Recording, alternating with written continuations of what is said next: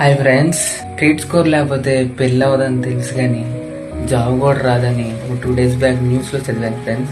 అప్పుడే తెలిసింది. తమిళనాడులో ఒక పర్సన్ బ్యాంక్ జాబ్ సెలెక్ట్ అయ్యాడు. సెలెక్ట్ అయిన తర్వాత బ్యాంక్ వాళ్ళు రిజెక్ట్ చేశారు.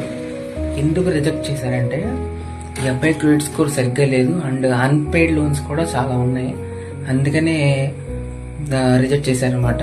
కోర్టుకి వెళ్తే కోర్టు కూడా బ్యాంక్ సపోర్ట్ చేసింది అనమాట. దీన్ని బట్టి ఏమవుతుందంటే స్కోర్ బాగా మెయింటైన్ చేసుకోవాలి అండ్ అన్పెయిడ్ లోన్స్ అని ఉంటే అన్ని క్లియర్ చేసుకోవాలి. ఎందుకంటే బ్యాంక్ జాబ్ అనేది అంత ప్రజల మనీతో కూడిందనమాట. అందుకని కోర్టు కూడా బ్యాంక్ వాళ్ళకే సపోర్ట్ చేసింది. ఇది మోరల్ ఆఫ్ స్టోరీ. అయితే మన ఎఫెక్ట్ అనేది క్రెడిట్ స్కోర్ అనేది మన జాబ్స్ కూడా ఎఫెక్ట్ అయితే అనేది తెలుసుకోవాలి.